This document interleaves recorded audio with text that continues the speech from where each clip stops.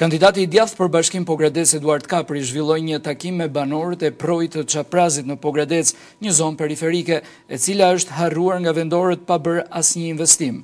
Duaj që qyteti i Pogradecit të ketë mundësi të madhe jetese. Këtu infrastruktura lë për dëshiruar, tha në fjalën e tij zoti Kapri.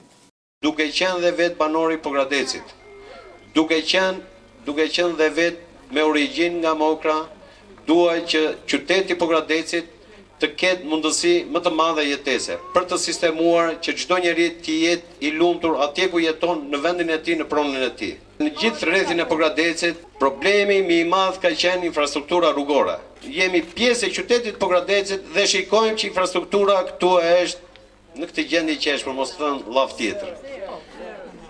Është e pafalshme që në një qytet të cilin ne e reklamojmë si qyteti turistik, ku mundohemi të hapim sezone, të ftojmë turistë që të vinë të vizitojnë qytetin e Pogradecit, ku ata të kalojnë kohën e lirë, të vish të dalësh në periferitë të tij, në këtë zonë ku ne jemi dhe të shikosh në këtë gjendje çfarë është. Duaj që vërtet atë bashki, atë njësi vendore ta kthejmë në një bashki të jetë institucion i hapur, ku çdo njeri të ketë mundësi të trokasin ato dyer dhe atje të pritet në mënyrë dinjitoze ku të dëgjohet halli dhe problemet e tij. Njerëzit në lidhje me problemet e tyre janë të ndarë me ngjyrimet partijake.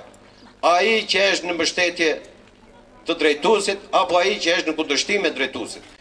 Ju garantoj që pas datës 21 ai institucion do jetë një institucion pa ngjyrime partijake.